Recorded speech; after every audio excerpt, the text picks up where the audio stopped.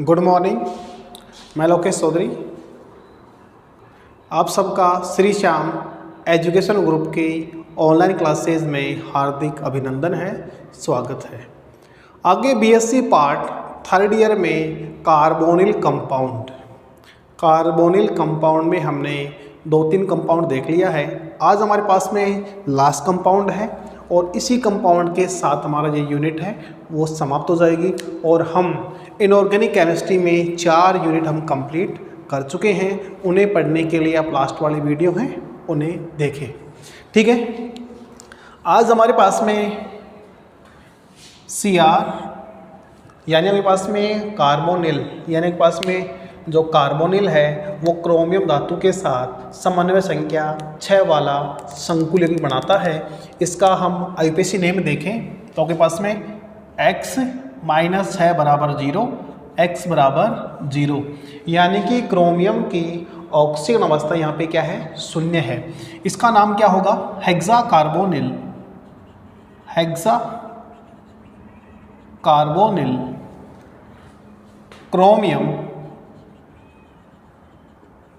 Chromium 0, hexa carbonyl chromium 0, ये इसका IPC name है। सबसे पहले हमारे पास में है फॉर्मेशन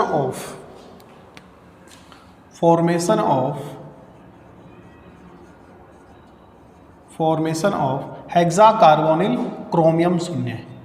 इसका निर्माण कैसे होता है, तो आपके पास में पहली विधि हमारे पास में है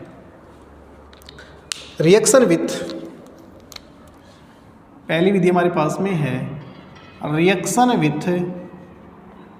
क्रोमिल क्लोराइड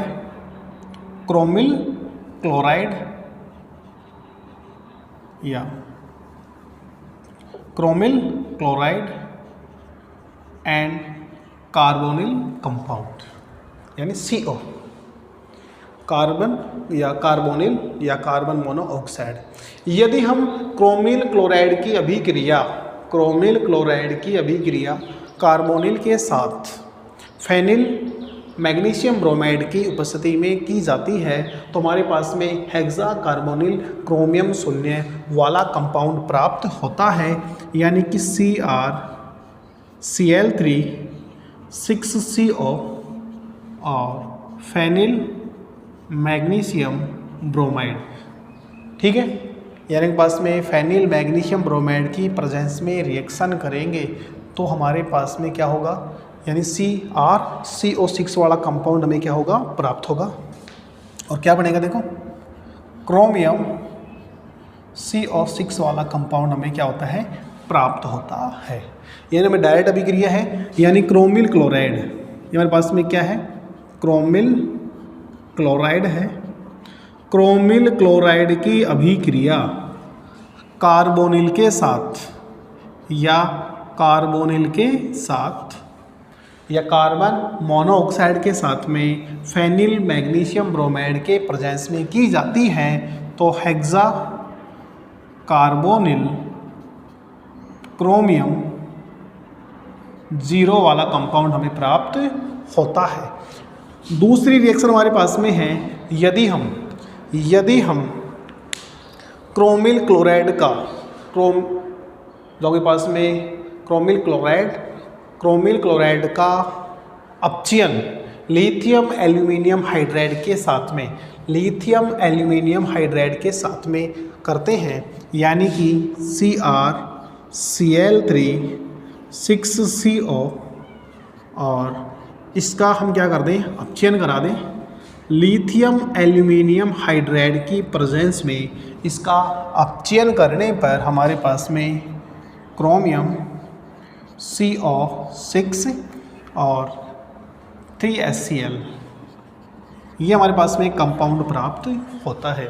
यानी कि समन्वय संख्या 6 वाला जो संकुल यौगिक है ये हम यहाँ पे 2 प्रकार से बना सकते हैं। Reaction with chromyl chloride carbonyl, दूसरा आपके पास में क्रोमिल क्लोराइड कार्बोनिल और इसका लिथियम एल्यूमिनियम हाइड्राइड के प्रेजेंस में क्या कर दें, अपचयन कर देंगे तो आपके पास में हेक्सा कार्बोनिल क्रोमियम 0 वाला कंपाउंड प्राप्त होता है। नेक्स्ट आपके पास में है फिजिकल प्रॉपर्टीज़।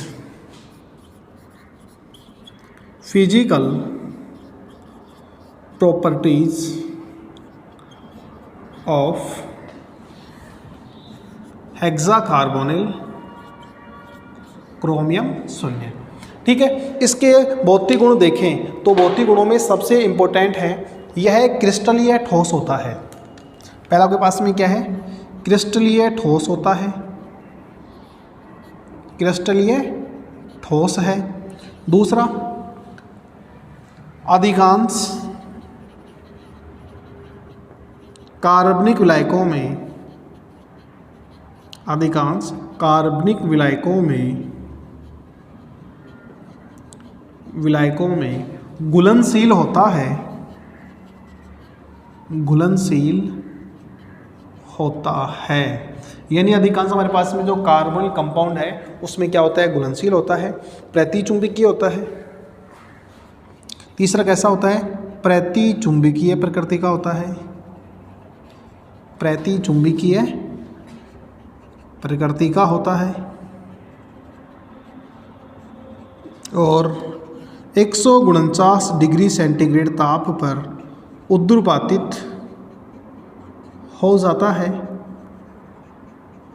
उद्दुरपातित हो जाता है। यह आपके पास में ये वाला कंपाउंड है वो सभी कार्बोनिल यौगिकों से क्या होता है, स्टेबल होता है। यह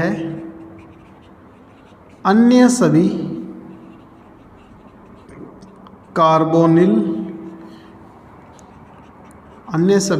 कार्बोनिल यौगिकों की तुलना में स्थायी होता है, स्थायी होता है। ये इसके 5 भौतिक गुण हो गए हैं। क्रिस्टलीय ठोस होता है, अधिकांश कार्बनिक विलायकों में घुलनशील होता है, प्रतिचुंबकीय प्रकृति का होता है, 149 डिग्री सेंटीग्रेड पर उद्दुरपातित हो जाता है। ठीक है, पहला हमारे पास में फॉर्मेशन है, दूसरा हमारे पास में इनके हैं भौतिक गुणधर्म है, तीसरा आता है केमिकल प्रॉपर्टीज, तीसरा होता है केमिकल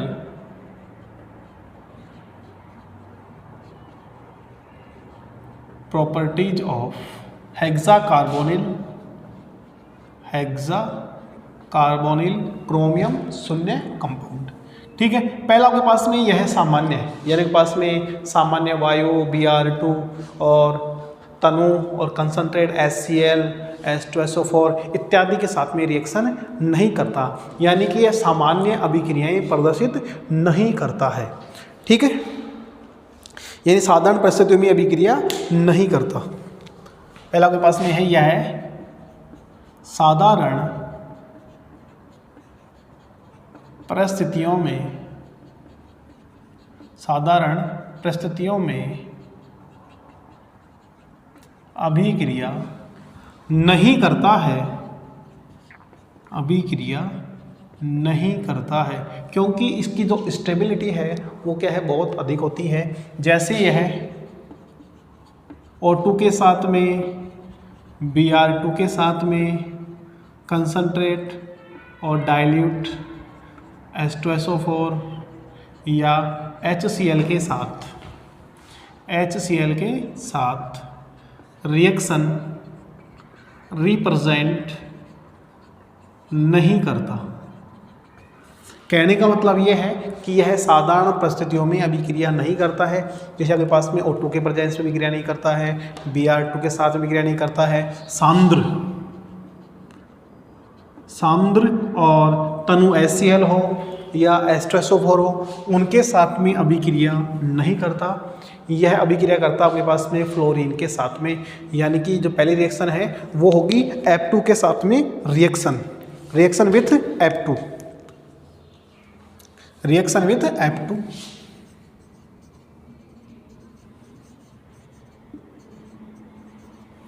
तो आपके पास में रिएक्शन करा देंगे हम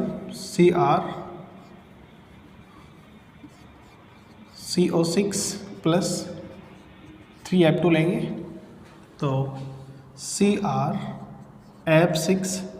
और 6CO, यानी कि हेक्साफ्लोरो। आपके पास में अगर इस कंपाउंड की बात करें आपके पास में हेक्सा फ्लोरिडोक्रोमियम, हेक्सा फ्लोरिडोक्रोमियम। फिर आपके पास में यदि यहाँ पे आवेश शून्य है क्रोमियम के, और आपके पास में अगर आपके पास में ऐसे कंपाउंड हैं तो क्या इसका नाम आईयूपीएसी नेम क्या हो सकता है, हेक्सा क्रोमियम।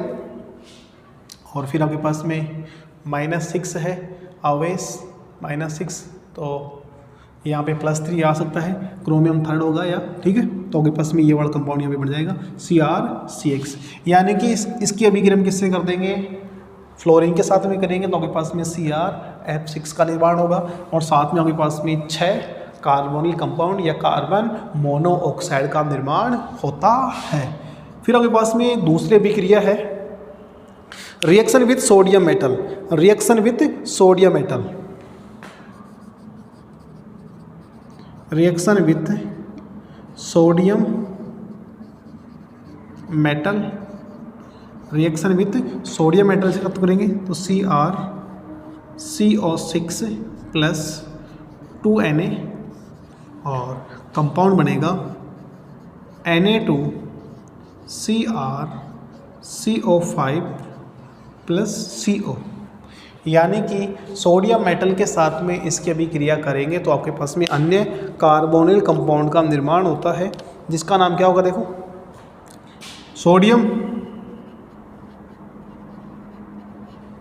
और अवस्था हम निकालें +2x + 0 बराबर 0, यानी के पास में क्रोमियम यहाँ पे शून्य है, तो सोडियम पेंटाकार्बोनिल,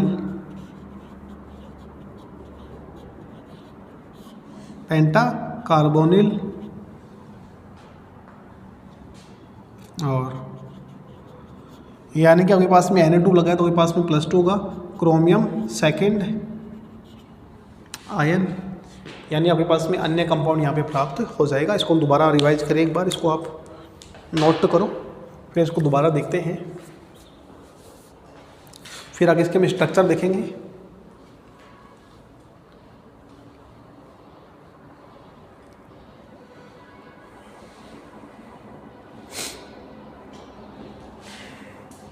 ये हमारे पास में लास्ट कंपाउंड है क्रोमियम, यानी हेक्सा कार्बोनिल क्रोमियम, शून्य वाला कंपाउंड लास्ट कंपाउंड है। इसमें आपके पास में अवस्था कितनी है, शून्य है, इसका नाम क्या हो जाएगा, हेक्सा कार्बोनिल क्रोमियम शून्य। सबसे पहले फॉर्मेशन ऑफ तो आपके पास में ये कंपाउंड है संकुल यौगिक है, इसका निर्माण कैसे होता है, इसका निर्माण करने के लिए CrCl3 यानी क्रोमिल क्लोराइड, क्रोमिल क्लोराइड की अभिक्रिया कार्बन मोनोऑक्साइड के 6 अणु के साथ में आपके पास में फेनिल मैग्नीशियम ब्रोमाइड यानी कि ग्रीनियर अभिकर्मक की प्रेजेंस में करते हैं, तो आपके पास में इन दोनों के संयोग से हेक्सा कार्बोनिल क्रोमियम 0 कंपाउंड हमें प्राप्त होता है। दूसरा कंपाउंड प्राप्त करने के लिए क्रोमिल क्लोराइड की अभिक्रिया कार्बोनिल के साथ में की जाती है तथा इनका अपचयन लिथियम एल्यूमिनियम हाइड्राइड की प्रेजेंस में करते हैं, लिथियम एल्यूमिनियम हाइड्राइड की प्रेजेंस में करते हैं, तो ये वाला कंपाउंड हमें प्राप्त हो जाता है। इसी के आधार पे इनके भौतिक गुण हैं। भौतिक गुण की बात करें तो कैसा होता है, क्रिस्टलीय ठोस होता है। जो हमारे पास में कार्बोनिल कंपाउंड है वो कैसा है, क्रिस्टलीय ठोस है। अधिकांश कार्बनिक विलायकों में कैसा होता है, ये घुलनशील होता है, प्रति चुंबकीय प्रकृति का होता है और 149 डिग्री सेंटीग्रेड ताप पर उद्रुपातित हो जाता है। यानी इसका जो उद्रुपातन है वो बिंदु कितना है, 149 डिग्री सेंटीग्रेड है। यह अन्य सभी कार्बोनिल यौगिकों की तुलना में क्या होता है, स्टेबल होता है। इसकी स्टेबिलिटी अन्य सभी कार्बोनिल कंपाउंड की तुलना में क्या होता है, जब आपके पास में समन्वय संख्या 4 वाला हो, 5 वाला हो, 6 वाला हो, इनमें आपके पास में सबसे अधिक स्टेबल कंपाउंड है। आगे है केमिकल प्रॉपर्टीज। स्टेबिलिटी ज़्यादा होने के कारण यह साधारण परिस्थितियों में अभिक्रिया नहीं करता अम्ल के साथ में, ऑक्सीजन के प्रेजेंस में, Br2 के साथ में, और 2Br2 कंसनट्रेट या सांद्र तनु HCl हो, H2SO4 हो, इनके साथ में कोई रिएक्शन नहीं करता है। F2 के साथ में रिएक्शन करवाएंगे तो क्या होगा, आपके पास में जो F2 है इससे जो कार्बोनिल है इसको यहाँ से हटा के और CrF6 कंपाउंड बना लेगा और 6 अणु यहाँ पे कार्बन मोनोऑक्साइड के यहाँ पे प्राप्त होंगे। Reaction with sodium metal, sodium धातु के साथ में अभिक्रिया करेंगे तो आपके पास में 2Na लेंगे, दोनों में रिएक्शन करवाएंगे तो आपके पास में सोडियम पेंटाकार्बोनिल। अब यहाँ पे Na2 जुड़ा है तो इसका मतलब है क्रोमियम कौन सी अवस्था में है, +2 अवस्था में प्रेजेंट है, ठीक है। और धनावेश को बैलेंस करने के लिए हमने यहाँ पे क्या लगाया, Na2 लगाया है। तो सोडियम पेंटाकार्बोनिल क्रोमियम सेकेंड आयन, ठीक है। इसी के अकॉर्डिंग हम आगे बढ़ते हैं। इसकी स्ट्रक्चर में इसकी संरचना क्या है, इसका आप इसको नोट करो या आप इसका स्क्रीनशॉट लो, ठीक है। नेक्स्ट हमारे पास में इस जो आपके पास में कार्बोनिल कंपाउंड है उसका स्ट्रक्चर क्या होगा, उसमें बॉन्डिंग क्या होती है, उसमें संकरण क्या होता है, उसका हम डिटेल से अध्ययन करते हैं, ठीक है। देखो आगे,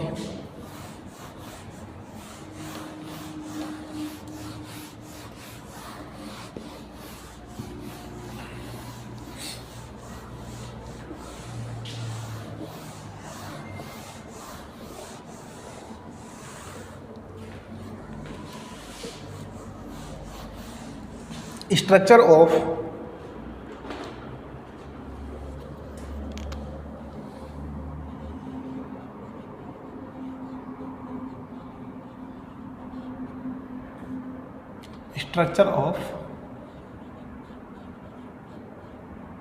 कंपाउंड। इस कंपाउंड की संरचना क्या होगी।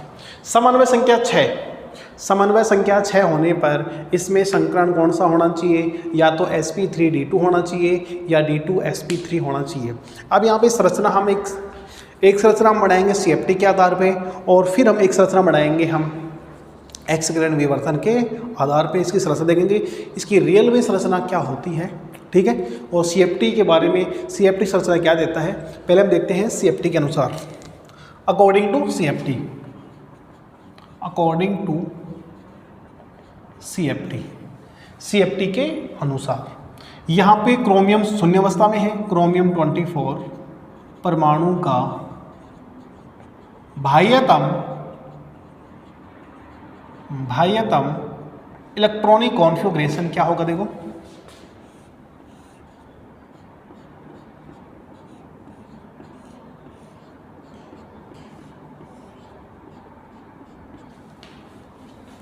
(3D) 4s 4p और 4d। क्रोमियम का बाह्यतम इलेक्ट्रॉनिक विन्यास होता है 3d 5 4s1। यहाँ पे 5 इलेक्ट्रॉन क्या है अवेलेबल है, 1 इलेक्ट्रॉन इसमें है, ठीक है। अब आपके पास में देखो समन्वय संख्या 6 होने पर हमें जो लिगेंड है वो 6 लोन पेयर ऑफ इलेक्ट्रॉन को डोनेट करेगा CFT के अनुसार। तो क्या होगा देखो,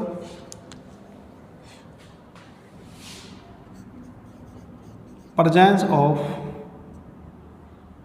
परबल क्षेत्र लिगेंड की प्रेजेंस में क्या होगा देखो, क्षेत्र में इलेक्ट्रॉनिक कॉन्फ़िगरेशन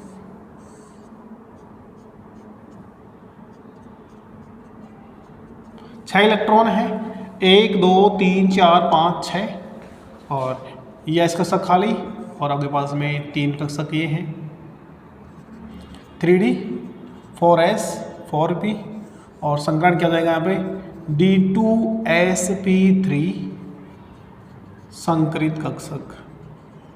ये इसमें संकरण होना चाहिए।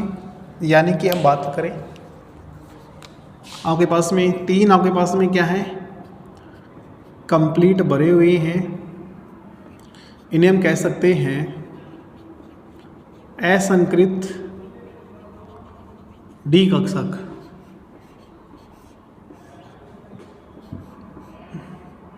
टोटल आपके पास में 6 कक्षक है, उनको एक साथ ले लेते हैं।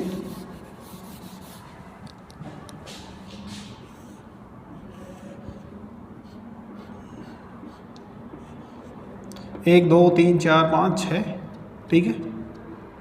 इनमें क्या करेगा आपके पास में जो कार्बोनिल है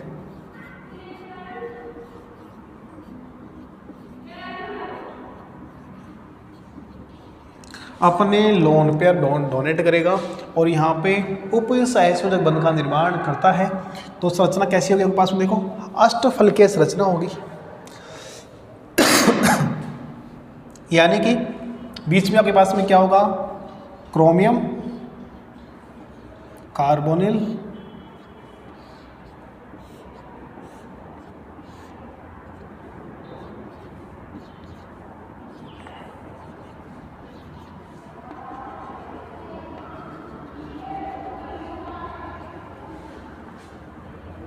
संकरण क्या होगा, D2sp3 संकरण होगा। बंध कोण 90 डिग्री का होगा और ज्यामिति कैसी होगी, अष्टफलकीय होती है CFT के अनुसार। लेकिन अब देखो यहाँ पे क्या हुआ है, दो कक्षक आपके पास में D के, एक S और 3 P कक्षक आपस में मिलकर अपनी ऊर्जा का पुनर्वितरण करके समान ऊर्जा व समान आकृति के नए 6 कक्षक बनाते हैं, जिन्हें हम कहते हैं संकरित कक्षक कहते हैं। ठीक है, और यहाँ पे D2sp3 संकरण हो गया।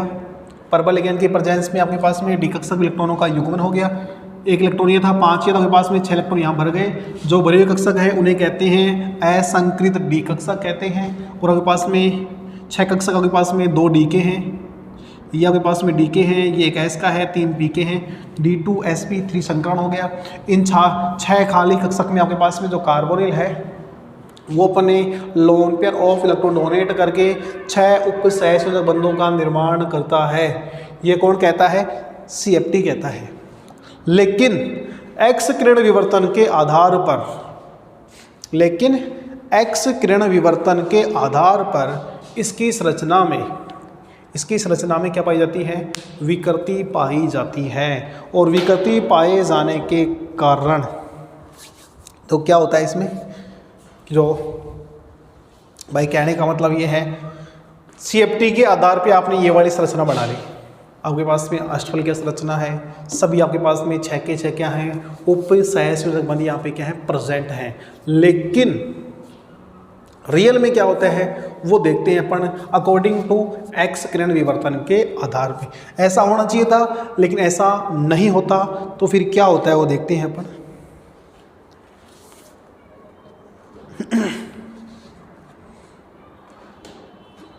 एक्स किरण विवर्तन के आधार पर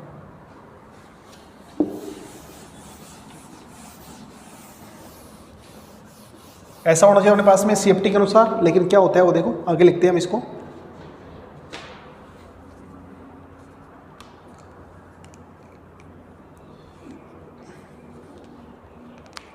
एक्स किरण विवर्तन के आधार पर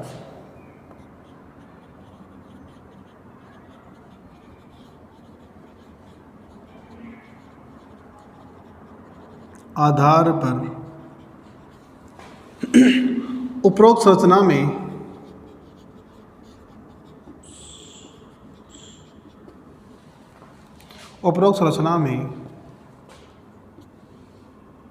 उपरोक्त संरचना से बहुत अंतर पाया जाता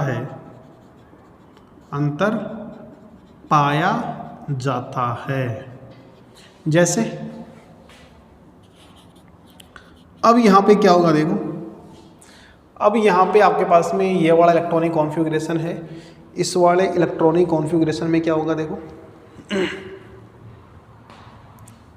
जैसे एक्स किरण विवर्तन के आधार पर क्रोमियम 24 का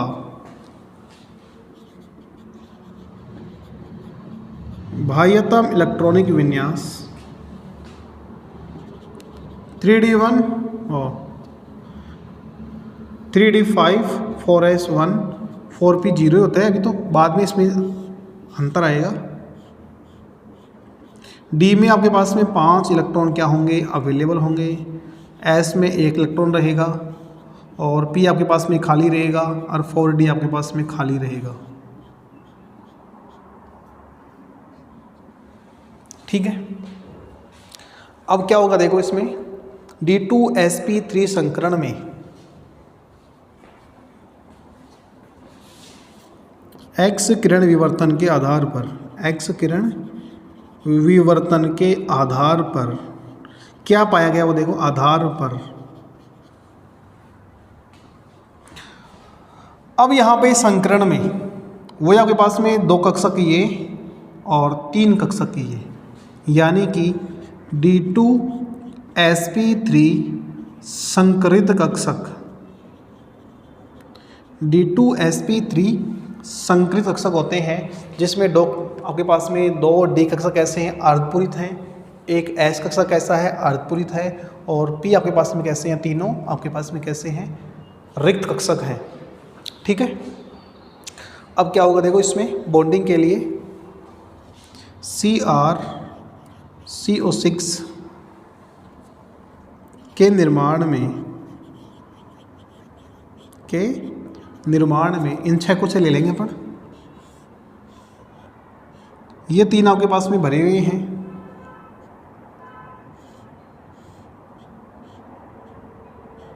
एक S कक्षक और 3 आपके पास में P कक्षक।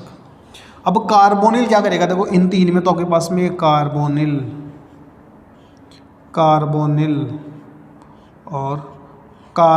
अपने lone pair of electron donate कर देता है। ये 3 आपके पास में क्या है, असंकृत डी कक्षक। ये तीनों के पास में क्या है, असंकृत डी कक्षक है। अब इनके साथ भी आपके पास में क्या होगा देखो, कार्बोनिल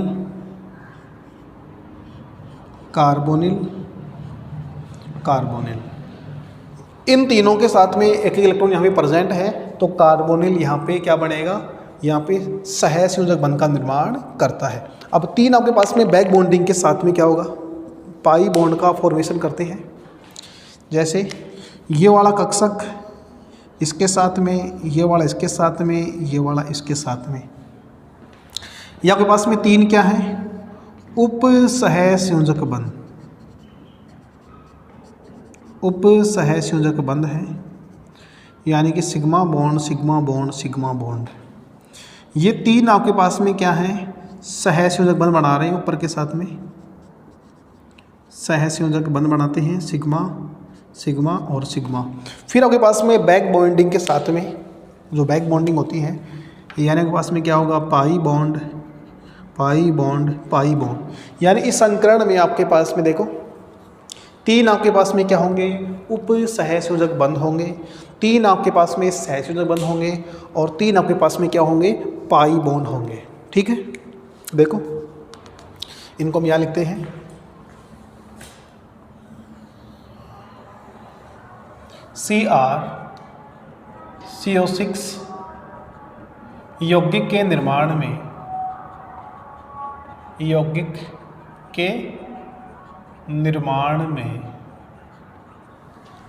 3 कार्बोनिल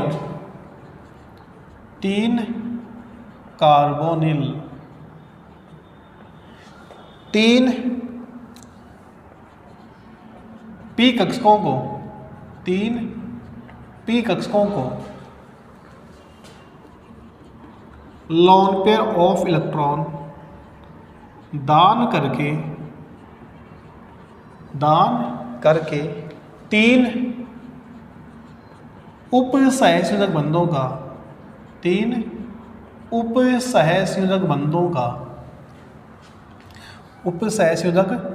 बंधों का निर्माण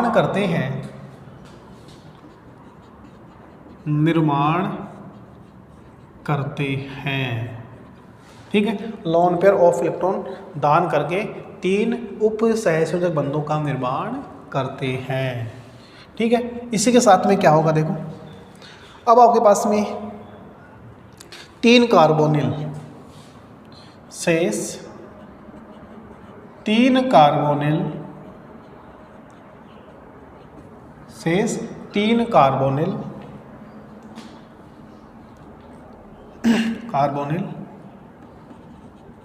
अर्धपूरित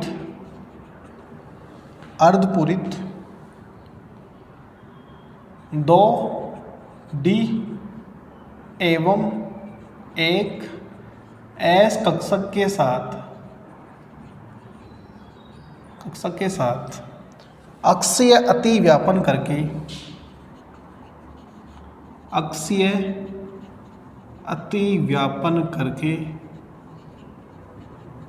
3 सहसंयोजक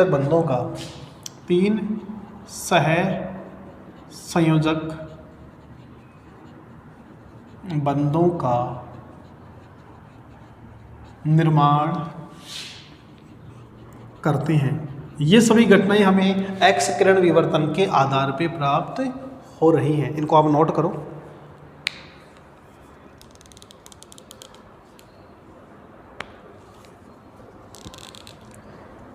शेष क्या होगा आपके पास में, देखो, तथा 3 असंकृत अर्धपूरित डी कक्षक 3 असंकृत अर्धपूरित डी कक्षक 3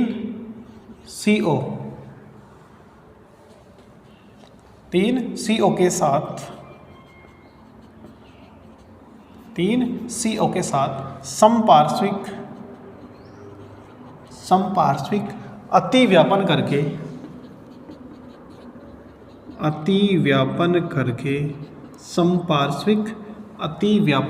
करके 3 पाई बॉन्ड का निर्माण करते हैं। 3 पाई बॉन्ड का निर्माण करते हैं। ठीक है, यानी कि यहाँ पे आपके पास में संरचना में 3 उपसहसंयोजक बंध हैं, 3 सहसंयोजक बंध हैं और 3 आपके पास में क्या है, पाई बॉन्ड है। ठीक है, आप इसको नोट करो, फिर हम इसकी संरचना बढ़ाएंगे।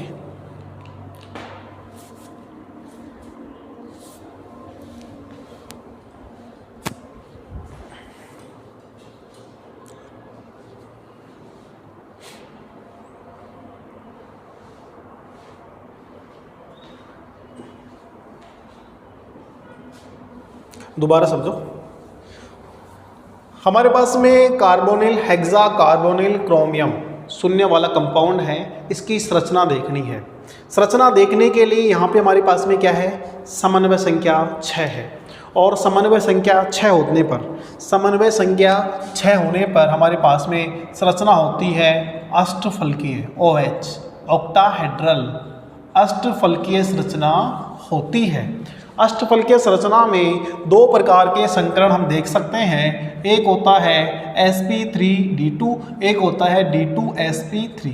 अब डिपेंड करता है क्या कि आपके पास में जो सेंट्रल मेटल आयन के साथ में जो लिगेंड जुड़ने वाला है उस लिगेंड की प्रकृति कैसी है। जुड़ने वाले लिगेंड की प्रकृति यदि वो परवल क्षेत्र लिगेंड है, परवल क्षेत्र लिगेंड होगा तो वहाँ पे संकरण होगा D2sp3, यानी कि वहाँ पे संकरण में आंतरिक डी कक्षक प्रयुक्त होते हैं। आंतरिक डी कक्षक प्रयुक्त होने पर उन्हें हम निमन चक्रण संकुल कहते हैं या आंतरिक कक्षक संकुल कहते हैं और वहाँ पे संकरण होता है D2sp3। अगर हमारे पास में संकरण में यानी कि सेंट्रल मेटल आयन के साथ में जुड़ने वाला लिगेंड दुर्बल प्रकृति का होता है, यानी सेंट्रल मेटल आयन के साथ में जुड़ने वाला लिगेंड दुर्बल प्रकृति का होता है, उस कंडीशन में आंतरिक कक्षक संकरण में भाग न लेके बाह्यतम 2 डी कक्षक संकरण में भाग लेते हैं, उसे हम कहते हैं sp3d2 संकृत कक्षक या उच्च चक्रण संकुल या बाह्यतम कक्षक संकुल या आउटर ऑर्बिटल कॉम्प्लेक्स। ठीक है, और वहाँ पे संकरण होता है sp3d2। ठीक है, अब यहाँ पे हमारे पास में इस संकुल की बात करें तो यहाँ पे जो कार्बोनिल है, कार्बोनिल सर्वाधिक प्रबल लिगेंड होता है। जो हमारे पास में इलेक्ट्रोकेमिकल सीरीज है, स्पेक्ट्रोकेमिकल सीरीज है, उसमें कार्बोनिल सर्वाधिक प्रबल लिगेंड होता है। और आपके पास में लिगेंड की जो प्रबल आपके पास में स्टेबिलिटी जितनी ज़्यादा होगी, यानी आपके पास लिगेंड जितना आपके पास में प्रबल होगा, वो आपके पास में सेंट्रल मेटल आयन के साथ में उतना ही क्या बनाता है, प्रबल बंध का निर्माण करता है, इसीलिए आपके पास में ये वाला कंपाउंड है वो सर्वाधिक स्टेबल होता है। अब ये प्रबल क्षेत्र लिगेंड होने के कारण पास में ये सभी चीजें कौन कहता है, CFT कहता है। अकॉर्डिंग टू CFT के अनुसार CFT में क्या होगा देखो, क्रोमियम परमाणु का बाह्यतम इलेक्ट्रॉनिक विन्यास, क्रोमियम परमाणु का बाह्यतम इलेक्ट्रॉनिक विन्यास क्या होता है, विन्यास होता है 3d5 4s1 4p0, यानी D में 5 इलेक्ट्रॉन है, S में 1 इलेक्ट्रॉन है और P आपके पास में क्या है, खाली है। समन्वय संख्या 6 होने पर हमें 6 खाली कक्षक चाहिए जिनमें कार्बोनिल अपने lone pair of electron donate कर दे। ठीक है, CFT के अनुसार प्रेजेंस ऑफ प्रबल लिगेंड क्षेत्र आपके पास में CO के प्रेजेंस में क्या होगा, ये इलेक्ट्रॉन है, ये इलेक्ट्रॉन यहाँ से इसमें आ जाएगा और इन सब का क्या हो जाएगा, युग्मन हो जाएगा। और युग्मन होने पर 1 2 3 4 5 6 ये 6 कक्षक यहाँ पे क्या होंगे, खाली होंगे और यहाँ पे D2sp3 संकरण होगा, यानी D2sp3 संकरित कक्षक है। इन 6 कक्षक में कार्बोनिल अपने lone pair of electron donate करके और 6 उप सहसंयोजक बंधों का निर्माण करता है। और जो आपके पास में ज्योमेट्री बनती है वो कैसी होती है, अष्टफलकीय होती है। और अष्टफलकीय संरचना में सभी जो बॉन्ड एंगल हैं वो होते हैं 90 डिग्री के। लेकिन ये CFT तक ये सिद्धांत हमारे पास में सही है और संरचना हम बना लेंगे क्रोमियम और आपके पास में इस प्रकार हम अष्टफलकीय संरचना बना लेते हैं। ठीक है, लेकिन रियल में आपके पास में ऐसा नहीं होता।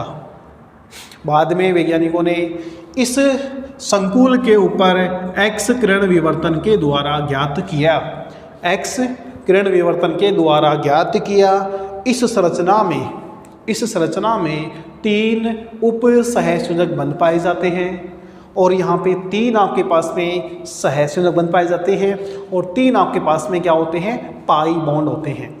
ठीक है, और वो कैसे ज्ञात किया, इसके ऊपर यानी कि बाद में इसकी जो आपके पास में संकुल है, इस संकुल के ऊपर जल के अणु ये आपके पास में जो आपके पास में 3 मिथाइल वाला कंपाउंड है उसके ऊपर डाला तो यहाँ पे 3 कार्बोनिल यहाँ से क्या होते हैं, बाहर निकलते हैं।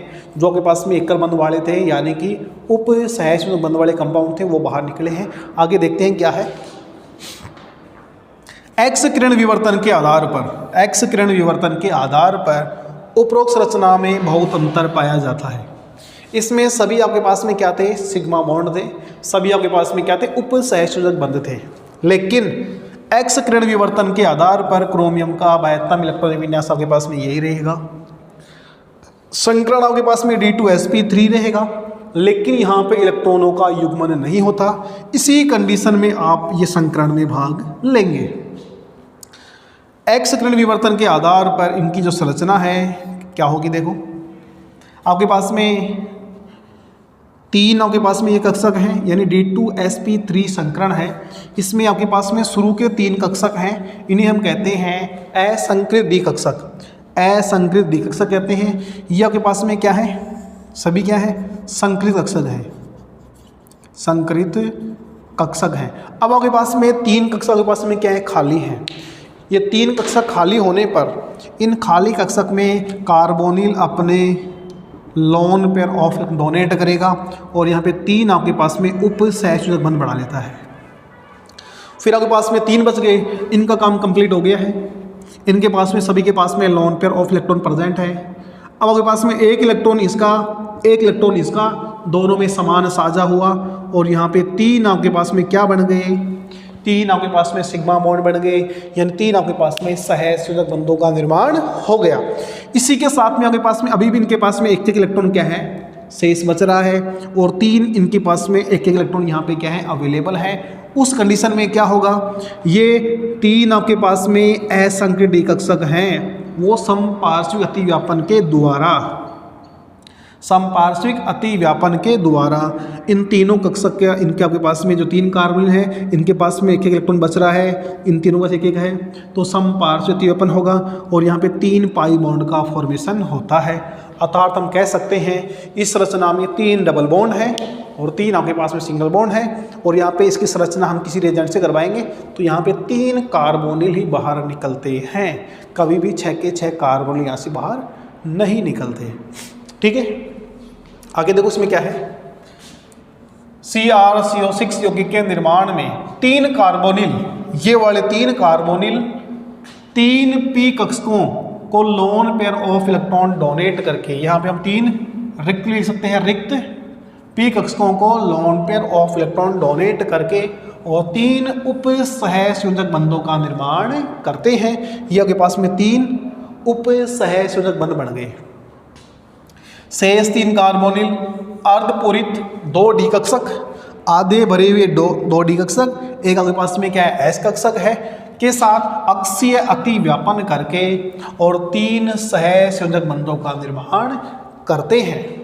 इसी के साथ में आपके पास में 3 असंकृत अर्धपूरित डी कक्षक, अब इन 3 की बात हो रही है, 1 2 3 असंकृत अर्धपूरित डी कक्षक 3 कार्बोनिल के साथ, ये वाले कार्बोनिल, एक कार्बोनिल के पास में lone pair of electron present है, ऐसे लोन पेयर है, एक लोन पेयर यहाँ पे आपके पास में बॉन्ड बना लिया, इसके साथ में ये बच रहा है, ये क्या करेगा समपार्श्व अतिव्यापन करेगा इनके साथ में, एक यहाँ है, एक यहाँ है, एक यहाँ, एक यहाँ और एक यहाँ, समपार्श्व अतिव्यापन करके 3 पाई बॉन्ड का निर्माण करता है।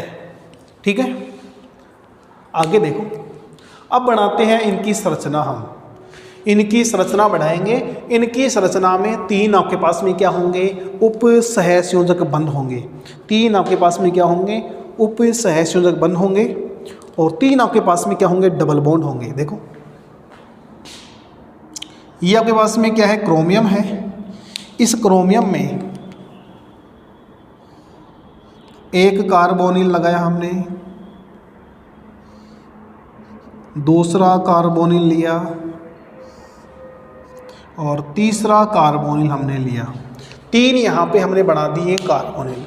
ठीक है, और हम यहाँ पे इनको ऐसे भी जोड़ सकते हैं C triple bond O, C triple bond O और C ट्रिपल बॉन्ड O। अब आपके पास में 3 बढ़ेंगे, आपके पास में डबल बॉन्ड है।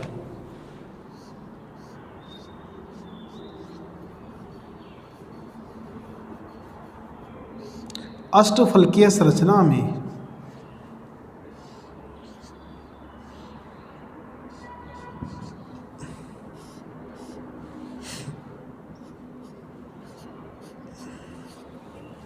ये बनेगी इसकी संरचना। हम इनको मिला भी ऐसे मिलाएं, ये बन गई इनकी अष्टफलकीय संरचना। इसमें देखो sigma bond, sigma bond, sigma bond, यानी 3 आपके पास में क्या है उप सहसंयोजक बंध हैं, sigma pi, sigma pi, sigma और पाई। CrCO6 यौगिक की संरचना, समझो इसको क्या है। ये वाले 3 थे जिन्होंने अपने lone pair of electron donate किए थे। आपके पास में एक ये रहा, एक ये रहा, एक आपके पास में ये रहा, 3 आपके पास में क्या है उप सहसंयोजक बंध है। फिर आपके पास में 1 2 3 के साथ में जो कार्बोनिल हैं उन्होंने क्या किया है अक्षीय अतिव्यापन किया है। और आपके पास में देखो एक बॉन्ड ये माना हमने सिंगल बॉन्ड, एक हमने ये माना सिंगल बॉन्ड, एक हमने ये माना सिंगल बॉन्ड, 3 हमारे पास में सिग्मा बॉन्ड बन गए। और इसी के साथ में हमारे पास में ये आपके पास में असंकृत डी कक्षक, ये आपके पास में 3 कक्षक हैं, इनके साथ में इन्होंने क्या किया पाई बॉन्ड का फॉर्मेशन कर लिया। अब कार्बन 4 बॉन्ड बनाता है आपके पास में 1 और 3 4, ये आपके पास में double bond O triple bond O। ठीक है, ये आपके पास में संरचना बनती है एक्स किरण विवर्तन के आधार पर। जब हम एक्स किरण विवर्तन के आधार पर इसकी संरचना देखते हैं तो हमारे पास में ये वाली संरचना बनती है। इस संरचना को बनाओ आप।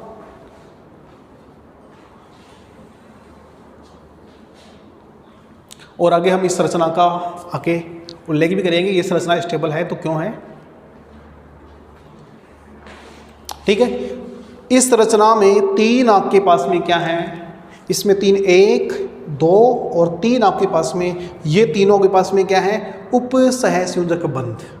फिर आपके पास में 3 इसमें क्या बनेंगे, जो ब्लैक लाइन वाले दिख रहे हैं, 3 आपके पास में सहसंयोजक बंध हैं, इसके साथ में, इसके साथ में, इसके साथ में। संकरण में 6 कक्षक भाग ले रहे थे, 3 खाली 3 भरे हुए, 3 आधे भरे हुए खाली थे, इनमें lone pair of electron donate हो गया। इनमें आपके पास में क्या हो रहा है, यहाँ पे इन तीनों में आपके पास में क्या हुआ है, इन तीनों में आपके पास में समान साझा होके और 3 आपके पास में सहसंयोजक बंध बन गए। अब ये 3 रहेंगे यहाँ पे खाली हैं, ये खाली क्या करेंगे, अपने इनके पास में, तीनों के पास में 1-1 इलेक्ट्रॉन है और जो कार्बोनिल है इनके पास में भी 1-1 इलेक्ट्रॉन यहाँ पे क्या है, प्रेजेंट है। ठीक है भाई, lone pair of electron present होता है, 1 इलेक्ट्रॉन यहाँ पे काम आया, बच रहा है इसके पास, 1 बच रहा है, 1 इसके पास में, 1 इसके पास में है। ये तीनों, इन तीनों के साथ में क्या करेंगे, समपार्श्विक अतिव्यापन करेंगे। और जब भी समपार्श्विक अतिव्यापन होता है उस कंडीशन में वहाँ पे पाई बॉन्ड का फॉर्मेशन होता है और यहाँ पे 3 आपके पास में पाई बॉन्ड का फॉर्मेशन हो गया। अब आपके पास में देखो 3 आपके पास में द्विबंध है, 3 आपके पास में क्या है, उप सहसंयोजक बंध है। इस बॉन्ड में है दिया, अगर आपके पास में इसको अपन पानी में डालें, ठीक है, तो पानी में डालने पर या पानी के साथ में रिएक्शन करवाएं तो केवल 1 2 और 3 कार्बोनिल ही यहाँ से बाहर निकल सकते हैं, यानी 3 ही आपके पास में यहाँ से मुक्त हो सकते हैं। जो आपके पास में द्विबंध वाले हैं वो कंपाउंड यहाँ पे भाग नहीं लेंगे। देखो आगे,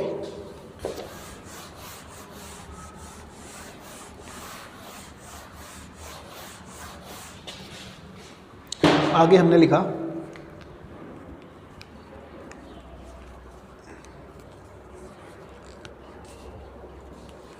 इस प्रकार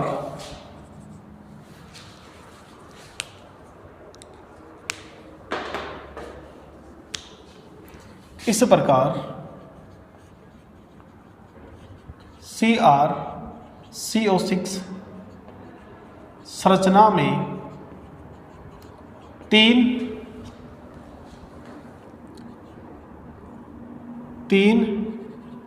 एकल बंध, यानी आपके पास में 3 आपके पास में क्या है, उप सहसंयोजक बंध